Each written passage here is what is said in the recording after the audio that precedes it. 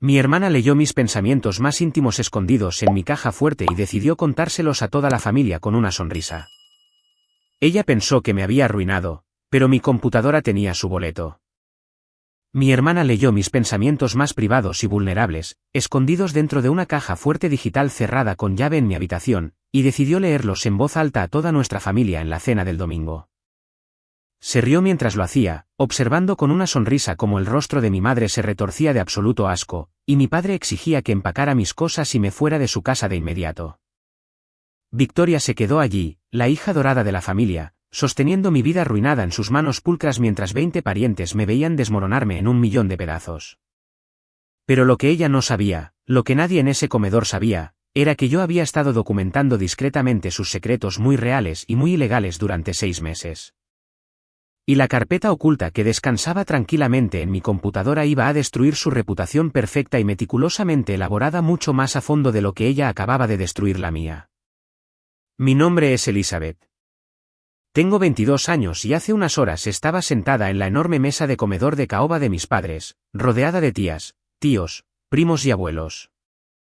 Esta reunión se suponía que era una celebración de mi graduación universitaria. Acababa de obtener mi título en bioquímica, algo en lo que había invertido 4 años de sangre, sudor y lágrimas. La casa olía increíblemente cálida, una mezcla del famoso romero de mi madre, rosbif y vino tinto caro. La gente pasaba platos, servía bebidas y ocasionalmente me ofrecía una felicitación educada y breve por terminar la escuela. Pero aunque el cartel en la sala de estar tenía mi nombre, el protagonismo, como siempre, pertenecía a mi hermana mayor, Victoria. Victoria tiene 25 años. Es una graduada de MBA de Harvard, deslumbrante y carismática, que recientemente había sido ascendida a un puesto de alta gerencia en una de las firmas de consultoría más grandes de Boston. Estaba sentada frente a mí, su cabello rubio peinado en esas ondas sin esfuerzo que en realidad tardan 2 horas en lograrse. Cada vez que extendía la mano hacia su copa de vino de cristal, el enorme anillo de compromiso de diamantes en su mano izquierda captaba la luz, prácticamente cegando a cualquiera que estuviera cerca. Sentado a su lado estaba su prometido, Richard, un brillante cirujano ortopédico que provenía de una familia con más dinero que Dios. Juntos, parecían la cima de un pastel de bodas. Eran exactamente todo lo que mis padres siempre habían soñado, la pareja trofeo definitiva de la que mi madre podía presumir en sus almuerzos en el club de campo. Yo, por otro lado, era la sombra.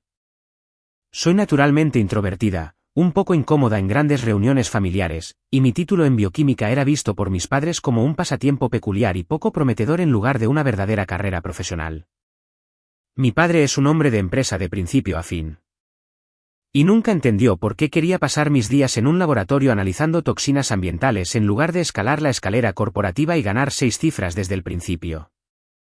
Sentada en esa mesa, forcé una sonrisa cuando el tío David me preguntó sobre mis planes después de la graduación, pero podía sentir el peso familiar de ser la decepción de la familia presionando mi pecho. Observé a Victoria adueñarse de la conversación, contando una historia muy exagerada sobre un retiro corporativo en Aspen, cautivando a toda la sala. Me miró justo en medio de su historia y ofreció una pequeña sonrisa sutil. Era una mirada que había conocido toda mi vida.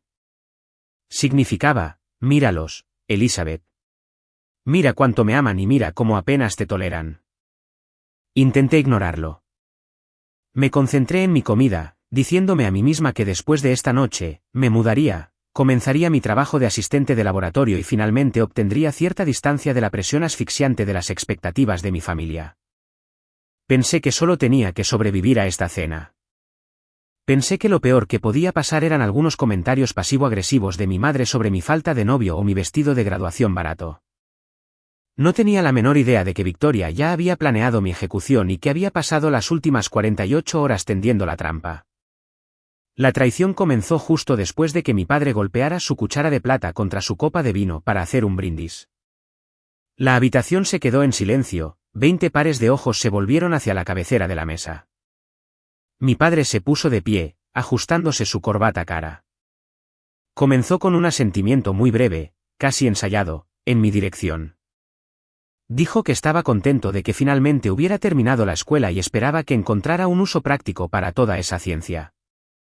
Le tomó exactamente 15 segundos desviar todo el discurso de mi graduación a la próxima boda de Victoria en verano. Pasó los siguientes 5 minutos elogiando su ambición, la carrera médica de Richard y lo orgulloso que estaba de tener una hija tan exitosa representando el apellido familiar. Mantuvimos mis ojos fijos en mi plato, agarrando mi servilleta debajo de la mesa, solo esperando que terminara el brindis para poder servir el postre. Pero mientras mi padre levantaba su copa para terminar, Victoria se aclaró la garganta. Su voz tenía esa particular dulzura azucarada que, si la conocías lo suficiente, siempre precedía a algo increíblemente cruel. Se puso de pie lentamente, asegurándose de que toda la atención estuviera fija en ella. Dijo que hablando de mi futuro, pensó que todos en la familia merecían saber lo que realmente pensaba de ellos antes de seguir colmándome de apoyo. Mi estómago se encogió por completo. El aire en la habitación de repente se sintió denso. Victoria metió la mano en su bolso de diseñador de gran tamaño que descansaba en el suelo y sacó un pequeño cuaderno de cuero gastado. Mi cerebro se cortocircuitó. Dejé de respirar. Reconocí ese cuaderno de inmediato. Era mi diario privado. Pero no era solo un diario dejado descuidadamente en una mesita de noche. Guardaba ese cuaderno bajo llave dentro de una caja fuerte digital de acero pesado atornillada al suelo en la parte trasera de mi armario. El código era un oscuro número de 6 dígitos. La única forma en que ella podía tenerlo ahora era si había usado la llave de emergencia del apartamento que le di hace meses, se había metido en mi casa mientras yo caminaba por el escenario en mi ceremonia de graduación. Y había pasado horas adivinando sistemáticamente el código o usando una herramienta de derivación para abrir mi caja fuerte. Fue una invasión domiciliaria deliberada y calculada. Intenté hablar, intenté decirle que se detuviera, pero las palabras se me quedaron atrapadas en la garganta seca. Victoria abrió el cuaderno en una página que claramente había marcado con una nota adhesiva. Ni siquiera dudó. Miró directamente a mis padres y comenzó a leer mis pensamientos más íntimos y desesperados en voz alta. Su voz adoptó un tono teatral burlón. Leyó la entrada donde confesé que ver su vida perfecta me hacía sentir como si me estuviera ahogando. Leyó la parte donde escribí que nada de lo que hiciera sería suficiente para nuestros padres y que cuando me miraban, todo lo que veían era una gran decepción. El silencio que cayó sobre el comedor fue absoluto y aterrador. Se podía oír el reloj de pie haciendo tic-tac en el pasillo. Sentí la sangre subir a mi cara, mis oídos zumbaban tan fuerte que apenas podía escucharme pensar. Miré a mi madre. Su tenedor se le había escapado de los dedos, tintineando ruidosamente contra su fino plato de porcelana. El rostro de mi padre se estaba endureciendo, adquiriendo un tono rojo oscuro que significaba que estaba furioso, pero tratando de contener la explosión debido a los invitados. La tía Susana dejó escapar un suave y dramático jadeo, agarrándose las perlas como si acabara de cometer un asesinato. Pero Victoria no había terminado. Su sonrisa se ensanchó, sus ojos brillaban con absoluto triunfo. Pasó a otra página y anunció que había más. Leyó una entrada cruda y enojada donde admitía que odiaba el mundo corporativo que mi padre adoraba, que pensaba que su obsesión por el estatus era superficial, y que tenía terror de decírselo porque solo probaría que era el fracaso que él ya creía que era. Leyó mis inseguridades más profundas, mis luchas con la ansiedad, mis ataques de pánico nocturnos. Desnudó mi alma sobre la mesa del comedor, sirviendo mi dolor como plato principal, y disfrutó cada segundo de ello. Finalmente encontré mi voz. Mis manos temblaban tan violentamente que tuve que agarrar el borde de la mesa para sostenerme. Le dije que eso estaba en una caja fuerte cerrada, que había irrumpido en mi casa, que no tenía derecho. Pero Victoria cerró el libro de golpe, abandonando por completo el acto dulce. Me miró con puro desprecio y declaró que yo era una niña resentida en secreto, mimada y desagradecida que había estado odiando a la familia en silencio mientras pagaban mi educación y celebraban mi vida. Construyó la narrativa perfectamente, presentándose a sí misma como la heroica narradora de la verdad y a mí como la villana engañosa. Antes de que pudiera siquiera intentar defenderme de la lógica retorcida de Victoria, la voz de mi padre cortó el denso aire del comedor como la hoja de un carnicero. Golpeó su puño sobre la mesa, haciendo vibrar las copas de vino. No miró a Victoria. No le preguntó por qué había irrumpido en mi caja fuerte cerrada. No le importaba la invasión domiciliaria ni la violación masiva de mi privacidad. Volvió sus ojos furiosos y fríos completamente hacia mí. Exigió saber si las cosas que ella acababa de leer eran ciertas. 20 pares de ojos estaban fijos en mi cara. Mi abuela parecía profundamente herida, moviendo la cabeza lentamente. Mis primos más jóvenes me miraban con la fascinación morbosa de la gente que presencia un horrible accidente automovilístico. El tío David fue el único que no me miró. Mantuvo sus ojos en el mantel, con una expresión de profunda lástima en su rostro. Las paredes de mi hogar de la infancia de repente se sintieron como si se estuvieran cerrando. La habitación se volvió increíblemente caliente, demasiado pequeña y desbordante de juicio asfixiante. Intenté explicar. Dije que era un diario privado, que todos tienen momentos de duda y frustración, que eran solo pensamientos nocturnos que usaba para lidiar con el estrés. Odiaba lo defensiva y débil que sonaba mi voz. Mi padre no quería escucharlo. Me interrumpió, su voz retumbando. Dijo que los había humillado a él y a mi madre. Enumeró todo lo que habían hecho por mí, los pagos de la matrícula, las conexiones de networking que me negué a usar, las interminables oportunidades que me brindaron. Se puso de pie, su pesada silla de madera raspando bruscamente el suelo de madera. Apuntó su dedo hacia la puerta principal y me dijo que pensaba que lo mejor era que me fuera de inmediato. Miré a mi madre, esperando desesperadamente algún tipo de intervención, pero ella se negó incluso a mirarme.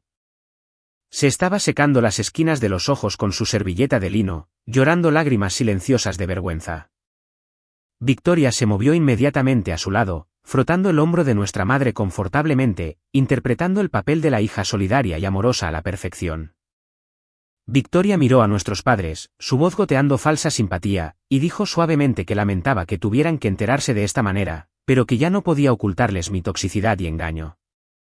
Incluso dijo que la familia debería ser honesta entre sí.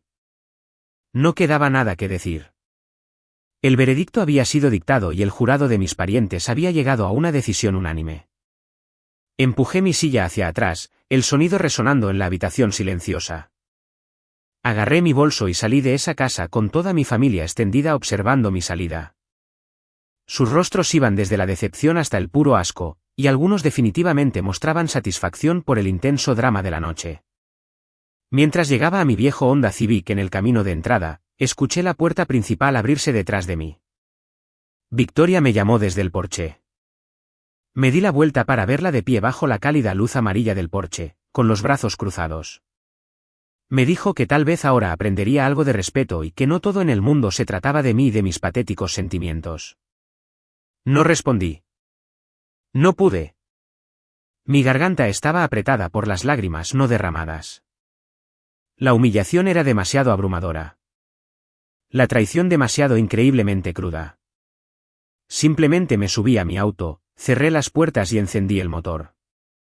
Me alejé de mi hogar de la infancia en completo silencio, mis manos apretando el volante tan fuerte que mis nudillos estaban blancos. Pero mientras navegaba por las calles oscuras de regreso a mi pequeño apartamento, las lágrimas calientes de vergüenza dejaron de caer lentamente. El peso aplastante del rechazo de mi familia comenzó a endurecerse en otra cosa, algo frío, algo afilado.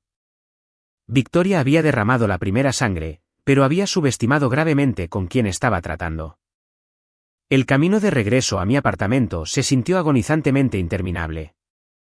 Las luces de la calle destellaban rítmicamente a través del parabrisas, pero todo lo que podía ver era el rostro furioso de mi padre y la sonrisa triunfante y repugnante de Victoria. Mi mente seguía reproduciendo su voz, resonando por el comedor, exponiendo mis inseguridades más profundas a las mismas personas cuya aprobación había anhelado durante 22 años. Mi teléfono, sentado en el asiento del pasajero, seguía encendiéndose y vibrando sin cesar. Los mensajes inundaban. Primos preguntando si estaba bien y la tía Susana enviando un largo párrafo defendiendo la reacción de mi padre y diciéndome que necesitaba arrepentirme. Los ignoré a todos. El único mensaje que importaba vino de Miguel, mi mejor amigo desde el primer año de la universidad.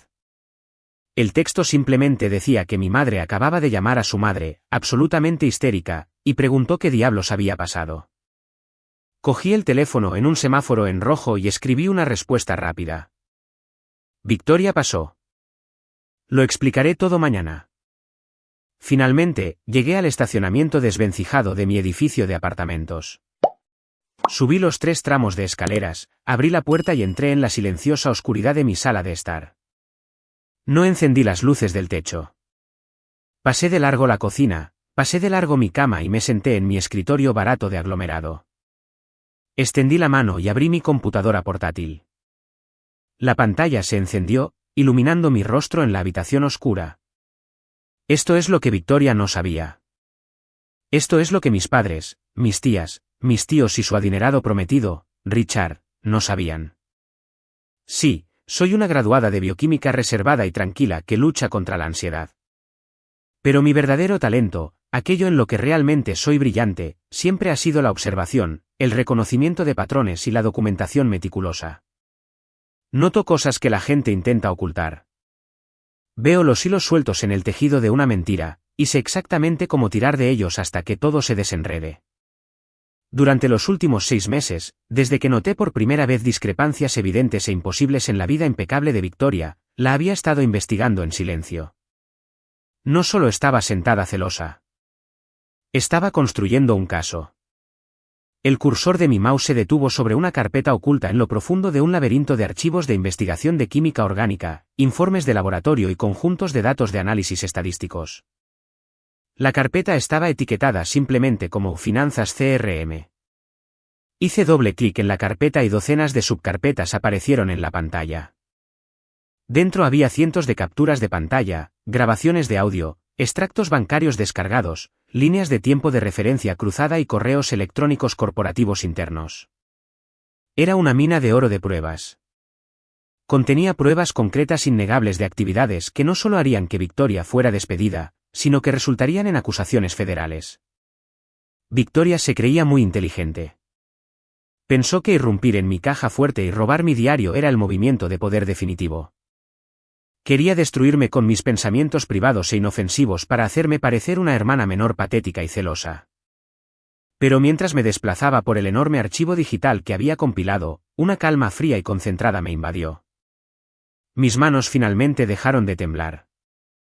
La humillación de la cena se desvaneció en un segundo plano, reemplazada por una pura e inalterada sensación de propósito. Victoria había traído un cuaderno a una guerra mientras yo estaba sentada sobre un arsenal nuclear.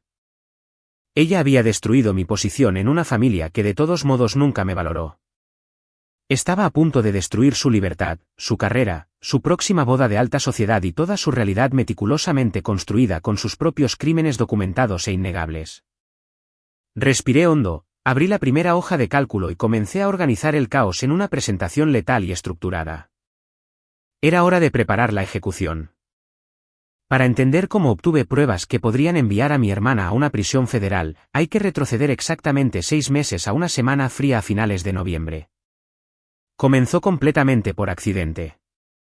No soy naturalmente desconfiada y, ciertamente, nunca me propuse arruinar la vida de Victoria. En aquel entonces, yo era solo una estudiante universitaria estresada tratando de terminar mi tesis.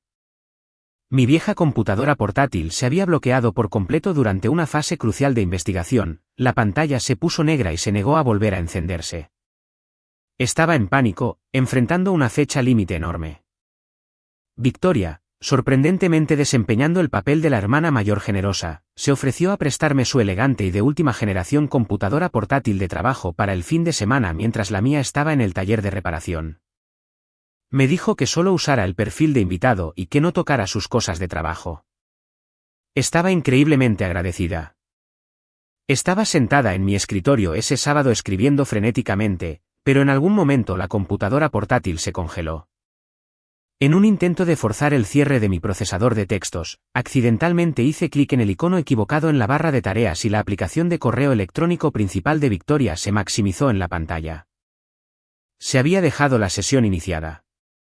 Estaba a punto de minimizarlo inmediatamente, sin querer entrometerme, cuando una línea de asunto de correo electrónico específica me llamó la atención.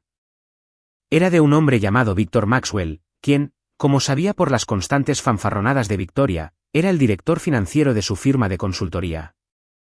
La línea de asunto decía en mayúsculas: reasignación urgente del tercer trimestre, verificación y discrepancia de facturación del cliente. No fue solo la mayúscula lo que me hizo dudar. Fue el tono del fragmento visible en el panel de vista previa. Víctor no estaba haciendo una pregunta cortés. La vista previa decía que necesitaba una aclaración inmediata sobre por qué se habían dirigido fondos específicos a proveedores externos no verificados. Sonaba increíblemente serio, casi hostil. Sonaba como una acusación. No hice clic en el correo electrónico. No quería dejar un recibo de lectura, pero la frase se me quedó grabada en la mente como una astilla. ¿Por qué el director financiero cuestionaría agresivamente a un socio junior sobre proveedores no verificados y dinero faltante? Unos días después, nuestra familia se reunió para la cena de Acción de Gracias. El ambiente era festivo, el vino fluía y Victoria, como de costumbre, estaba en el centro de atención, hablando de cuánto valoraba su firma su contribución. Durante una pausa en la conversación, mientras mis padres estaban en la cocina buscando el pastel, me incliné casualmente hacia Victoria. Mantuve mi voz baja y le pregunté, solo por una genuina preocupación de hermana, si todo estaba bien en la oficina. Mencioné que accidentalmente había visto un correo electrónico con un asunto estresante de su director financiero sobre problemas de facturación cuando mi programa se congeló, y esperaba que no estuviera en problemas. Su reacción fue instantánea, aterradora y completamente desproporcionada. La sangre se le escapó por completo del rostro a Victoria, dejándola pálida como un fantasma antes de que un rubor rojo violento subiera por su cuello. Golpeó su copa de vino contra la mesa con tanta fuerza que el tallo casi se rompe. Se inclinó en mi espacio personal, sus ojos desorbitados con una furia maníaca y me siseó, preguntándome qué me pasaba. Me acusó de ser una espía enferma que revisaba sus correos electrónicos de trabajo privados y confidenciales. Levantó la voz, haciendo que mis padres volvieran corriendo al comedor.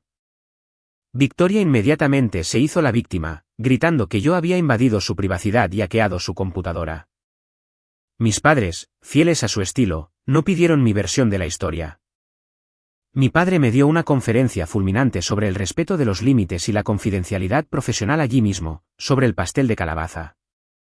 Terminé disculpándome profusamente, afirmando que fue un accidente total solo para mantener la paz.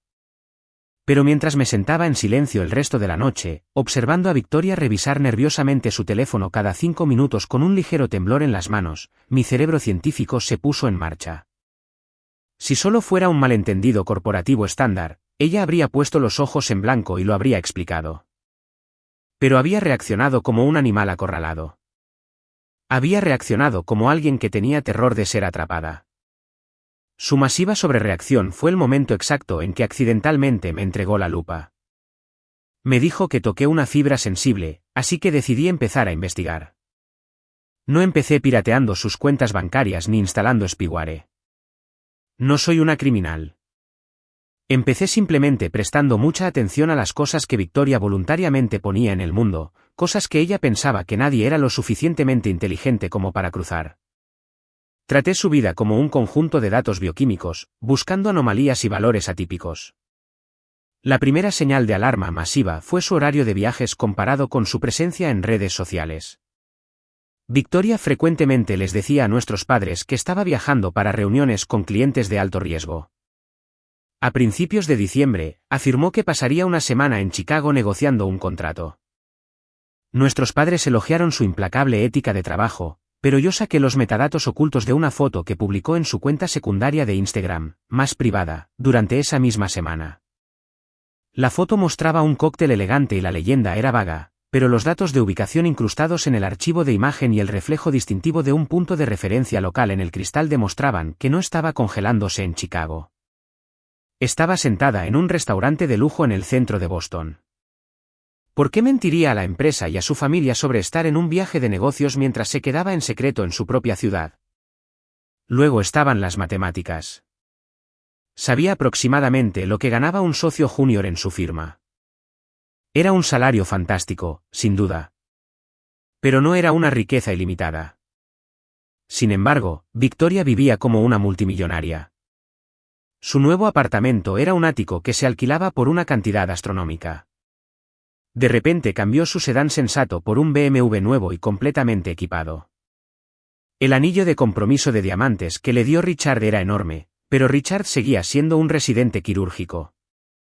Su salario apenas cubría sus propios préstamos de la escuela de medicina. Cuando le hice un cumplido casual por el anillo en Navidad, Victoria se le escapó y mencionó con orgullo que ella misma había ayudado a mejorar la piedra porque quería algo que reflejara su estatus. Las matemáticas simplemente no funcionaban. Su ingreso legítimo no podía sostener esta repentina explosión de lujo extremo. La última pieza del rompecabezas externo encajó en una cena familiar en enero. Victoria fue al baño y dejó su abrigo de diseñador colgado en una silla. Un teléfono comenzó a vibrar desde dentro del bolsillo. No su elegante iPhone principal que siempre tenía en la mano, sino un segundo teléfono, mucho más barato, un teléfono desechable. Me acerqué para bajar el volumen para que no molestara a mi padre, quien odiaba los teléfonos que sonaban durante las comidas. Mientras sacaba el teléfono, la pantalla se iluminó con una notificación de mensaje de texto. Era de un contacto guardado simplemente como la letra M, a quien luego identifiqué como Marcos Lin, un antiguo colega suyo que había sido despedido silenciosamente el año anterior. La vista previa del mensaje de texto decía: próxima transferencia lista. Manténlo limpio esta vez. Nos están vigilando. Antes de que pudiera siquiera procesar las palabras, el mensaje desapareció de la pantalla. Estaba usando una aplicación de eliminación automática diseñada para no dejar rastro. Deslicé el teléfono de nuevo en el bolsillo de su abrigo, mi corazón martillando contra mis costillas. Me volví a sentar en la mesa y miré a mi hermana al otro lado de la habitación, que se reía y bebía champán. La comprensión me golpeó con la fuerza de un tren de carga. Victoria no solo tenía un éxito rotundo y no era mala manejando deudas. Mi hermosa y perfecta hermana, la hija dorada, estaba robando activamente a su empresa. Estaba involucrada en algún tipo de fraude financiero sistemático. Desde esa noche, mi observación casual se convirtió en una investigación documentada implacable. Capturé cada inconsistencia, mapeé cada ubicación falsa y esperé pacientemente a que cometiera un error técnico fatal. Y como Victoria creía que era la persona más inteligente en cualquier habitación, sabía que era solo cuestión de tiempo antes de que me entregara las llaves del castillo. El avance que había estado esperando finalmente llegó a principios de marzo, nacido enteramente de la asombrosa arrogancia de Victoria y su subestimación fundamental de mis habilidades. A estas alturas, cualquier esquema que estuviera ejecutando la estaba volviendo increíblemente paranoica. Durante una visita dominical a la casa de nuestros padres, me llevó aparte a la cocina. Parecía estresada, mordiéndose la uña. Me preguntó si podía ayudarla a configurar un disco duro externo encriptado de alta capacidad. Se quejó de que el departamento de TI de su empresa se estaba volviendo demasiado entrometido con el uso del almacenamiento en la nube. Y afirmó que necesitaba un lugar seguro sin conexión para respaldar sus estrategias de cliente altamente sensibles y confidenciales. Literalmente puso los ojos en blanco y dijo: «Eres buena con todo ese aburrido asunto de nerds, Elizabeth, solo configúralo para que nadie pueda acceder a él excepto yo». Era el equivalente a un ladrón de bancos pidiéndole al tranquilo guardia de seguridad que le sujetara su bolsa de lona llena de dinero en efectivo. Acepté al instante, desempeñando el papel de la hermana menor ansiosa y servicial. Ella me entregó el elegante disco negro y su computadora portátil de trabajo. Se quedó sobre mi hombro durante los primeros 10 minutos mientras yo formateaba el disco y establecía los protocolos de cifrado. Pero Victoria no tiene capacidad de atención para las cosas que considera por debajo de ella. Mi madre la llamó desde la sala de estar, ofreciendo café recién hecho, y Victoria se alejó ansiosamente, dejándome completamente sola en la isla de la cocina con acceso ilimitado al disco y a su máquina con la sesión iniciada. Ella asumió que yo solo estaba haciendo clic en siguiente en un asistente de configuración. Nunca se dio cuenta de que al establecer los parámetros de cifrado maestros, me configuré como una administradora secundaria silenciosa. Creé una credencial de puerta trasera que eludía su contraseña por completo. Terminé la configuración, le devolví el disco y sonreí mientras me agradecía con condescendencia. Ella llevó el disco de regreso a su ático, creyendo que sus secretos estaban perfectamente encerrados en una fortaleza digital. 2 semanas después, la trampa se cerró. Victoria vino a casa de nuestros padres para la cena del domingo, trayendo su bolso para el portátil como siempre hacía, alegando que tenía que terminar un informe. A mitad de la noche, anunció que iba a subir a darse una ducha larga y caliente porque tenía el cuello tenso. Dejó su bolso desatendido en el sofá de la sala. En el momento en que escuché el agua de la ducha correr en el segundo piso, me moví. Mi corazón latía tan rápido que pensé que me rompería las costillas. Abrí su bolso, saqué el disco duro externo y lo conecté directamente a mi propio portátil, que había escondido debajo de una revista en la mesa de café. Usando las credenciales de administrador silencioso que había creado, eludí su seguridad al instante. No tuve tiempo de leer nada. Solo necesitaba los datos. Inicié una secuencia de clonación rápida y masiva, copiando todo el contenido de su disco en una partición oculta de mi máquina. La barra de progreso se arrastró por la pantalla. 50%. 70%. Pude oír que el agua de la ducha se detenía arriba. El pánico invadió mis venas. 90%. Oí la puerta del baño abrirse y los pasos de Victoria por el pasillo de madera. 100%. Saqué el cable, metí su disco de nuevo en su bolso, lo cerré perfectamente y tiré un cojín sobre mi portátil justo cuando Victoria bajaba las escaleras, secándose el pelo vigorosamente con una toalla. No fue hasta que regresé a mi propio apartamento a la medianoche que finalmente abrí los archivos clonados. Lo que encontré fue absolutamente asombroso. No se trataba solo de unos pocos informes de gastos inflados. Era una operación de malversación masiva y sofisticada. Encontré docenas de hojas de cálculo complejas que rastreaban meticulosamente más de $247,000 en facturación fraudulenta durante un periodo de 18 meses. Ella había establecido una red de cuentas de proveedores falsos usando variaciones de su segundo nombre, desviando pagos por servicios de consultoría que nunca existieron.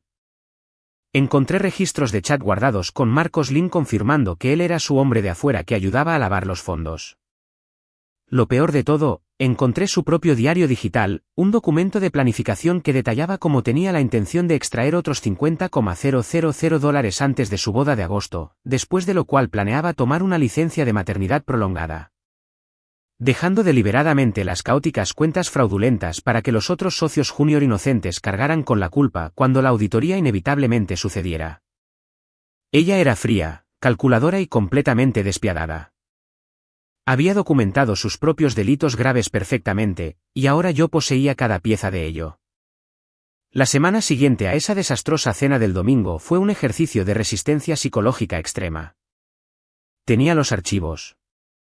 Tenía la prueba innegable. Tenía todo lo que necesitaba para arrasar con la vida de Victoria.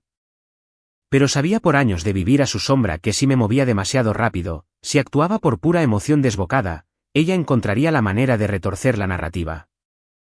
Era una maestra manipuladora. Necesitaba sentirse perfectamente segura primero.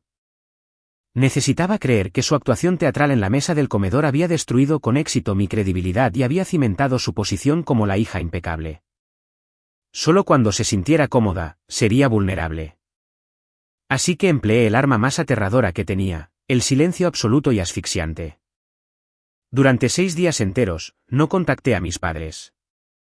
No respondí a los mensajes de texto increíblemente agresivos que Victoria me envió exigiendo que me disculpara con nuestra madre por arruinar la fiesta de graduación. No respondí las llamadas de miembros de la familia extendida que querían sermonearme sobre el respeto. Simplemente fui a mi trabajo de asistente de laboratorio a tiempo parcial, hice mi trabajo en silencio, regresé a mi apartamento y esperé. El silencio fue cuidadosamente calculado. Victoria prospera con la atención y el conflicto. Cuando te defiendes, ella sabe lo que estás haciendo. Cuando la ignoras por completo, comienza a perder la cabeza. La única persona permitida en mi espacio fue Miguel. El jueves por la noche, vino con 2 enormes bolsas de comida china barata para llevar. No me presionó para que le explicara todo de inmediato. Simplemente desempacó los cartones de lo mein y pollo agridulce, me entregó un par de palillos y se sentó en mi viejo sofá. Después de que comimos en un cómodo silencio por un tiempo, finalmente abrí mi computadora portátil y le mostré una pequeña fracción de lo que había encontrado. No le mostré los registros financieros profundos, pero le expliqué la premisa básica. Victoria estaba malversando grandes cantidades de dinero y yo tenía la prueba porque ella me la había entregado descuidadamente. Miguel se quedó mirando la pantalla, con la boca ligeramente abierta. Me miró y dijo que siempre supo que mi hermana era una sociópata, pero nunca se dio cuenta de que era una criminal literal. Me preguntó cuál era mi plan, y le dije que solo estaba esperando el momento adecuado para poner el anzuelo. Para el viernes por la noche, pude notar que el silencio estaba afectando a Victoria. El tono de sus mensajes de texto cambió de demandas agresivas de una disculpa a preguntas extrañamente paranoicas. Me preguntó por qué estaba tan callada. Me preguntó si estaba planeando algún tipo de venganza infantil. Sabía que estaba sentada en su lujoso ático, mirando su teléfono, preguntándose si me había presionado demasiado. Era el momento. Me senté en mi escritorio, el resplandor de la computadora portátil iluminando la habitación oscura, y cogí mi teléfono. Abrí mi hilo de mensajes con Victoria. Escribí una respuesta, mis pulgares moviéndose deliberadamente sobre la pantalla de cristal. Lo mantuve breve, haciendo eco de las palabras hipócritas exactas que ella había usado para justificar irrumpir en mi caja fuerte cerrada. Escribí: tuviste razón la otra noche, Victoria. La familia debe ser totalmente honesta entre sí. No debemos guardar ningún secreto. Por cierto, estaba revisando esos archivos de trabajo altamente sensibles en ese disco duro externo que me pediste que te configurara. Realmente dejaste muchas cosas interesantes en las carpetas de administrador. Que tengas un buen fin de semana. Presioné enviar. No bloqueé su número.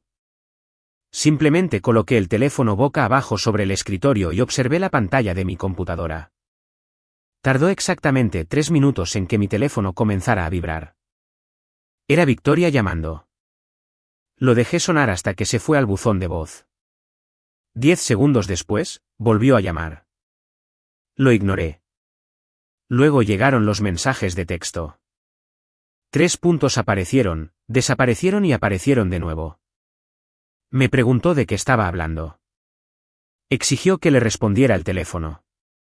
Dijo que si tocaba sus archivos de trabajo, era un delito federal y que me arrestaría. Sonreí para mis adentros, una sonrisa fría y sin humor.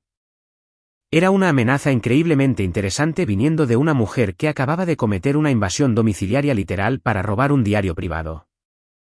Escribí una última respuesta escalofriante. Le dije que ambos deberíamos esperar que nuestros secretos se mantuvieran privados y le deseé buenas noches. Apagué mi teléfono por completo, apagué mi computadora portátil y me fui a dormir. El cebo estaba en el agua, y sabía a ciencia cierta que el tiburón iba a morder. No tuve que esperar mucho. Ocurrió la noche siguiente. Estaba sentada en mi escritorio revisando algunos datos de cromatografía para mi trabajo de laboratorio cuando escuché pasos fuertes y frenéticos subiendo las escaleras hasta mi piso. Antes de que pudiera siquiera levantarme, el pomo de la puerta se sacudió violentamente y la puerta de mi apartamento se abrió de golpe. Victoria debió haber hecho una copia secreta de mi llave de emergencia del apartamento hace meses, violando completamente mi confianza mucho antes de que ocurriera el incidente del diario. Entró en mi sala de estar y no se parecía en nada a la hija dorada perfectamente arreglada de la cena de graduación. Su costosa gabardina de diseñador estaba arrugada. Su cabello rubio, generalmente impecable, estaba recogido en un nudo desordenado y desigual. Su rostro estaba enrojecido, su respiración pesada, y sus ojos estaban desorbitados con un tipo de terror frenético y desesperado. La máscara se había caído por completo. Cerró la puerta de golpe detrás de ella, sus tacones altos haciendo clic bruscamente contra mi barato suelo laminado mientras marchaba directamente hacia mí. Exigió saber dónde estaba. Su voz temblaba tanto que se quebró. Preguntó qué había hecho con su disco duro y qué quería decir con mi mensaje de texto. Giré mi silla de escritorio lentamente, asegurándome de mantener mi expresión completamente en blanco y neutral. La miré y señalé con calma que esta era la segunda vez que irrumpía en mi casa en una sola semana y que se estaba volviendo bastante atrevida. A Victoria no le importó el sarcasmo. Cruzó la habitación en 3 zancadas largas y agarró mi portátil del escritorio, sosteniéndolo contra su pecho como un escudo. Me gritó, preguntándome qué había visto y amenazando con llamar a la policía para denunciarme por espionaje corporativo. Fue en ese momento cuando dejé de ser amable. Me puse de pie. Soy varios centímetros más alta que Victoria, una ventaja física que nunca antes había usado para intimidarla. Pero mientras daba un paso lento hacia ella, observándola encogerse instintivamente y agarrar mi computadora con más fuerza, me di cuenta por primera vez en toda mi vida de que mi hermana mayor estaba realmente aterrorizada de mí. Mantuve mi voz mortalmente baja. Le dije que bajara la computadora. Le recordé que, legalmente, cualquier dato al que accedí durante un proceso de configuración que ella solicitó específicamente usando una contraseña de administrador que yo creé legítimamente no era piratería. Pero agregué con suavidad, estaba bastante segura de que el departamento legal de su empresa tendría algunas opiniones muy interesantes sobre el contenido real de esos archivos. Victoria colocó cuidadosamente el portátil sobre el escritorio, sus manos temblaban violentamente. Intentó farolear, diciéndome que no sabía de qué estaba hablando. No rompí el contacto visual. Comencé a recitar los hechos. Dije el nombre de Marcos Lynn. Observé cómo el color restante desaparecía por completo de su rostro. Afirmé la cifra exacta, $247,000 en facturación fraudulenta durante un periodo de 18 meses. Enumeré las cuentas de proveedores falsos que había establecido usando variaciones de su segundo nombre. Cité textualmente los registros de chat donde discutía cómo inculpar a los otros socios junior antes de irse de baja por maternidad. Las rodillas de Victoria cedieron físicamente. Se dejó caer pesadamente al borde de mi cama, su postura perfecta colapsando. Comenzó a llorar, pero no era el llanto elegante y silencioso que usaba para manipular a nuestra madre. Era un sollozo feo y desesperado. Me rogó que la escuchara. Intentó justificarlo. Afirmó que la empresa le pagaba poco, que trabajaba el doble que los ejecutivos masculinos y que se merecía ese dinero. La interrumpí de inmediato. Le dije que no luchó por un salario justo, simplemente se convirtió en una ladrona común y planeó arruinar a colegas inocentes para cubrir sus huellas. Me miró, con el rímel corriendo por sus mejillas, y preguntó qué quería. Se ofreció a darme $50,000, todos sus ahorros para su lujosa boda, si simplemente lo borraba todo. La miré con absoluto asco. Le dije que no quería ni un centavo de su dinero robado. Me acerqué y le di el ultimátum. Le dije que tenía hasta el lunes por la mañana a las 9 para ir a la oficina de Víctor Maxwell, su director financiero, y confesar todo. Si no confesaba o si intentaba huir, enviaría por correo electrónico todo el expediente encriptado a la Junta Ejecutiva, la policía y los investigadores federales que manejaban la próxima fusión corporativa masiva de su empresa. Le dije que sus opciones eran entregarse y tal vez salvar un acuerdo de culpabilidad o dejar que yo la expusiera y garantizar que pasara una década en una prisión federal. Señalé la puerta y le dije que se fuera. Prácticamente se arrastró fuera de mi apartamento, dejando un rastro de arrogancia destrozada tras ella. Victoria estaba acorralada, y un animal acorralado es increíblemente peligroso. Le había dado el fin de semana para tomar una decisión, pero sabía que no podía simplemente sentarme y esperar que eligiera el camino honorable. Ya había demostrado que no tenía honor. Si se daba cuenta de que su carrera había terminado, independientemente de lo que hiciera, podría decidir arrastrarme con ella presentando una denuncia policial preventiva alegando que yo había robado secretos corporativos o intentado extorsionarla. Necesitaba un escudo. Necesitaba una defensa legal sólida antes de que llegara el lunes por la mañana. Lo primero que hice el viernes por la mañana fue llamar a Harry. Harry es el padre de Miguel, un exfiscal federal muy respetado que ahora dirigía una exitosa práctica de defensa privada en el centro de Boston. Me conocía desde que era una tímida estudiante de primer año de 18 años que pasaba el rato en su cocina, y siempre me había dicho que lo llamara si alguna vez me encontraba en serios problemas. Cuando le dije por teléfono que estaba lidiando con una situación muy delicada que involucraba fraude corporativo y a mi hermana, su tono cambió instantáneamente de paternal a profesional. Me dijo que fuera a su oficina de inmediato. Una hora después, estaba sentada en la enorme oficina de Harry, con vistas al puerto. La habitación estaba decorada con madera de caoba oscura y muebles de cuero que irradiaban autoridad. Me senté en una silla pesada y le conté toda la historia, desde el desliz en la cena de Acción de Gracias hasta la invasión de la casa y el diario robado, pasando por el disco duro clonado y la confrontación que acababa de sobrevivir la noche anterior. No omití ni un solo detalle. Harry escuchó en absoluto silencio, su rostro ilegible, ocasionalmente tomando notas precisas en un bloc amarillo. Cuando finalmente terminé, dejó su bolígrafo y me miró durante mucho tiempo. Me dijo que me había puesto en una posición muy precaria. Explicó que si bien mi acceso al disco podría ser técnicamente defendible ya que Victoria me pidió que lo configurara, la línea era peligrosamente delgada. Si ella acudía a las autoridades primero, se convertiría en una guerra de desgaste complicada y desordenada. Pero señaló que su exposición era tan masiva que ir a la policía sería un suicidio corporativo para ella. Le pregunté qué debía hacer para protegerme durante el fin de semana. Harry se inclinó hacia adelante, apoyando los codos en el escritorio. Dijo que mi demanda de que ella confesara era en realidad un movimiento táctico brillante.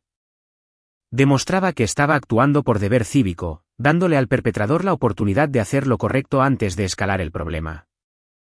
Pero para asegurar mi seguridad, me introdujo un concepto llamado divulgación protectora. Era esencialmente un seguro para los denunciantes. Me instruyó para que creara inmediatamente un disco USB físico encriptado que contuviera cada pieza de evidencia, cada captura de pantalla y cada registro de chat. Debía escribir una declaración notariada detallada describiendo la línea de tiempo exacta de cómo adquirí la información, señalando explícitamente que Victoria me dio el acceso de administrador ella misma. Luego sellaría este disco y la declaración en un sobre a prueba de manipulaciones y lo entregaría a su custodia legal. Explicó que el privilegio abogado-cliente significaba que no podía actuar sobre la información a menos que yo lo autorizara. Pero tener la evidencia sellada en la bóveda de un abogado establecía una línea de tiempo documentada innegable de mis intenciones.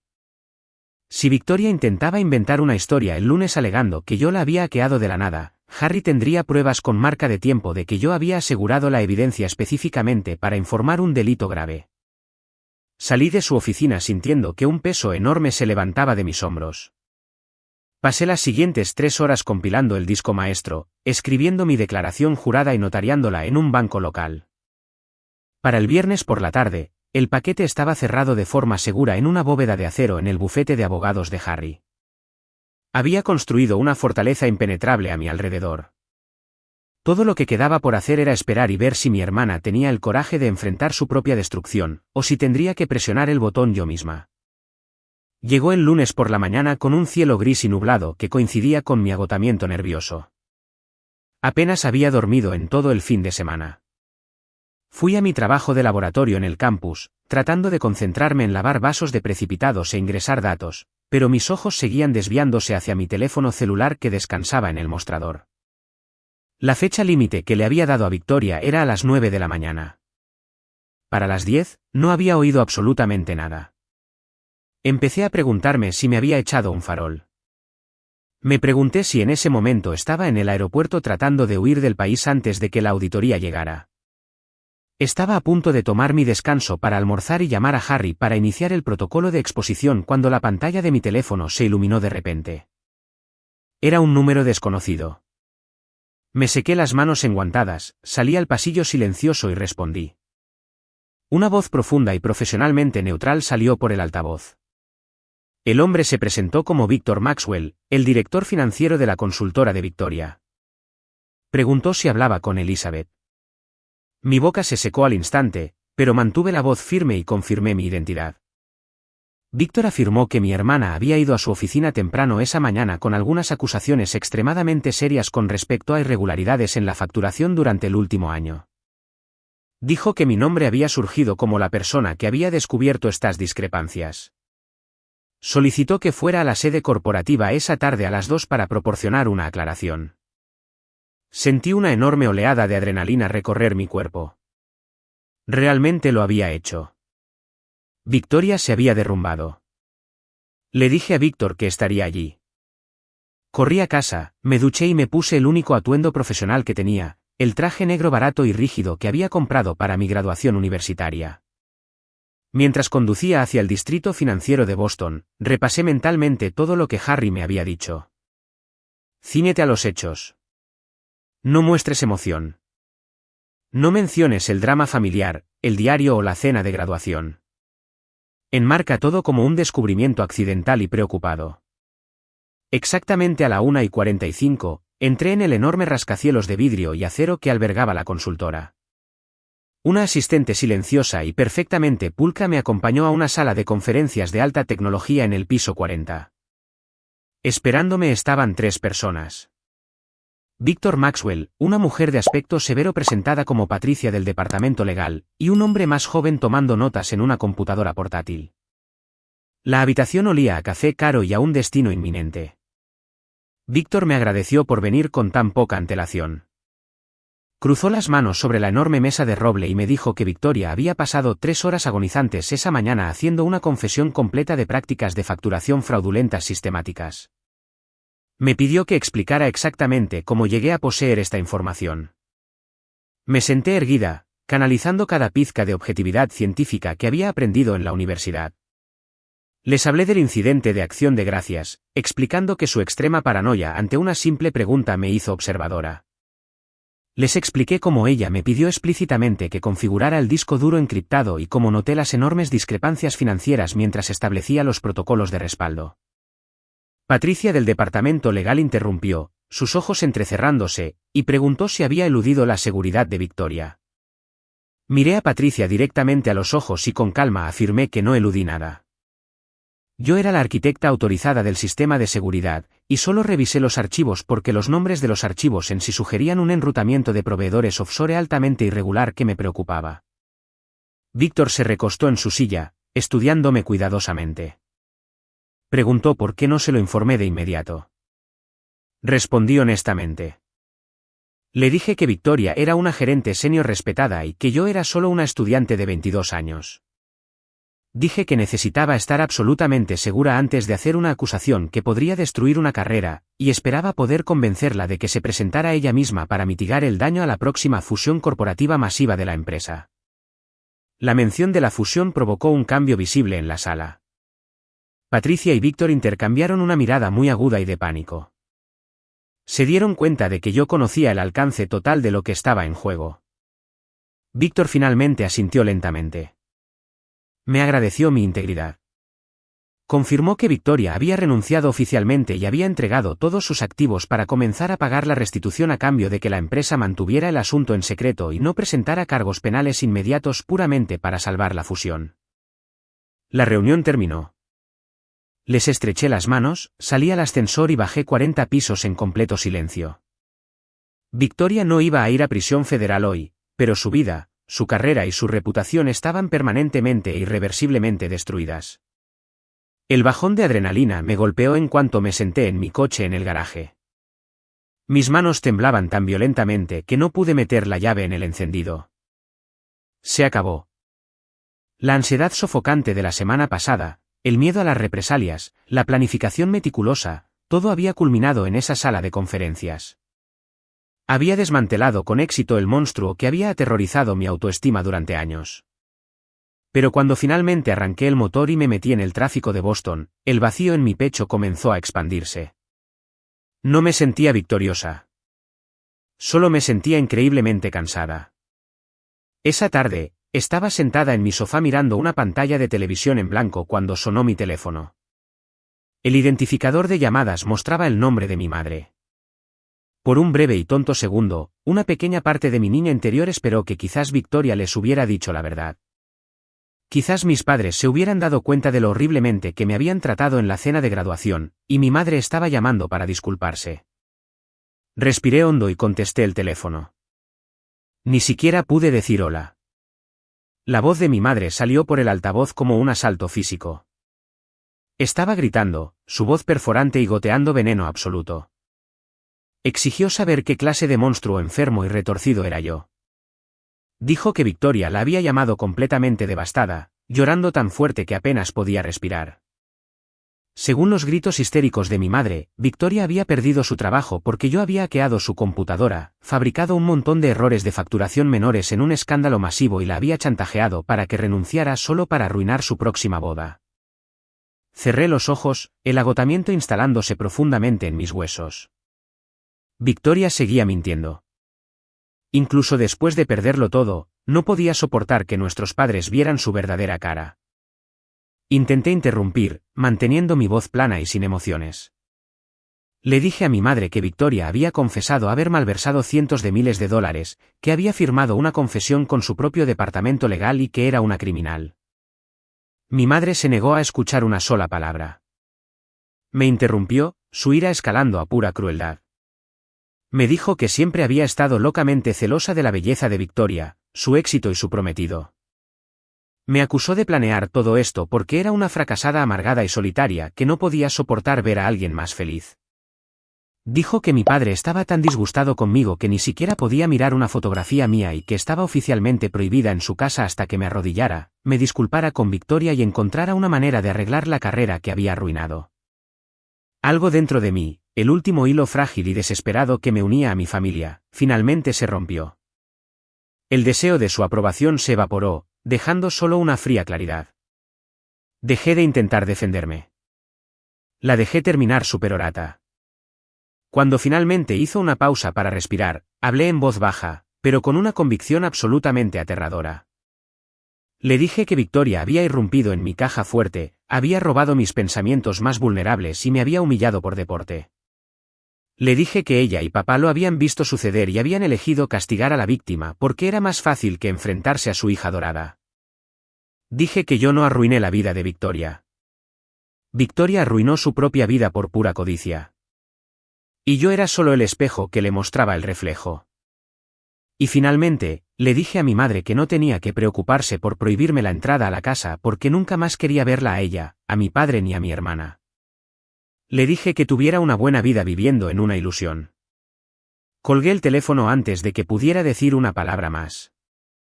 Fui a mi configuración y bloqueé el número de mi madre. Bloqueé el número de mi padre.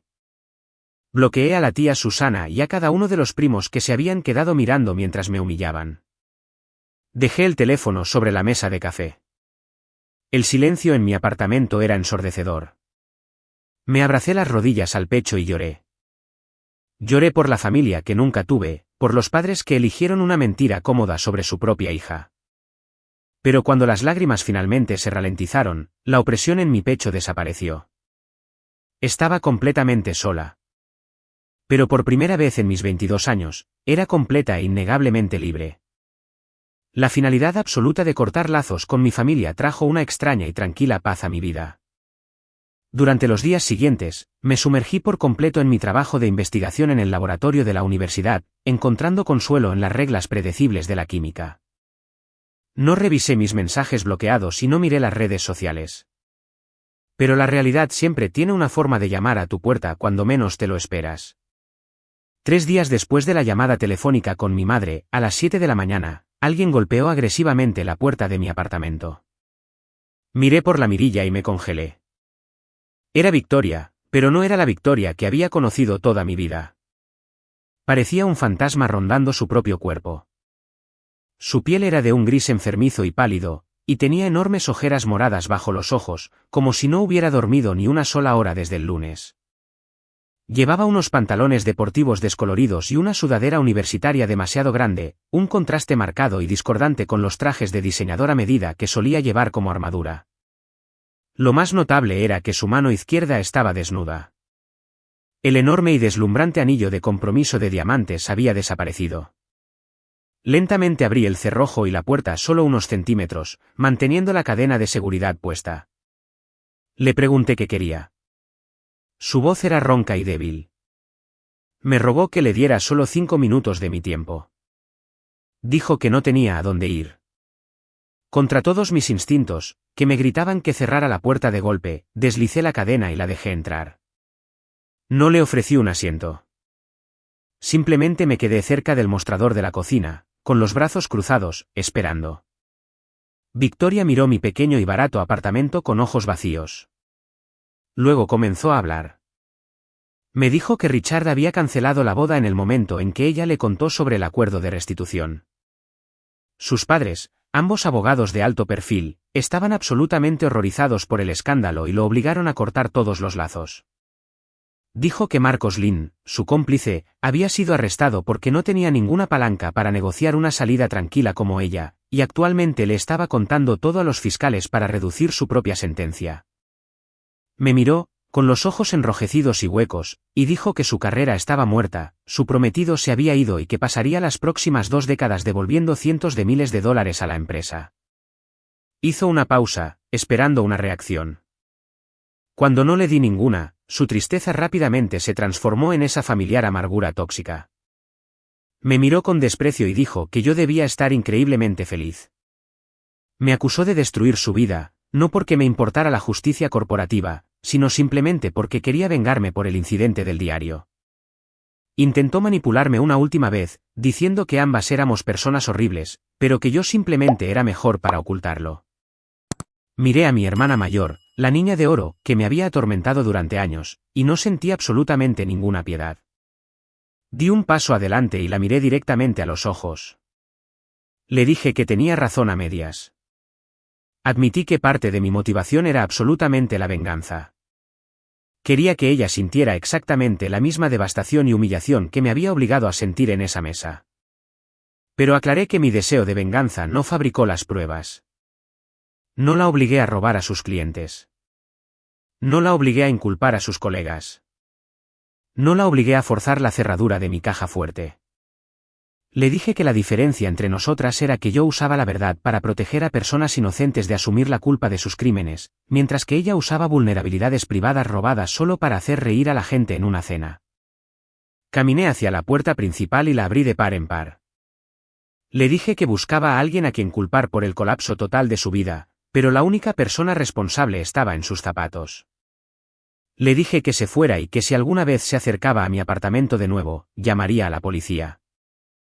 Victoria me miró durante un segundo largo y angustioso, dándose cuenta de que su poder sobre mí estaba completa y permanentemente roto.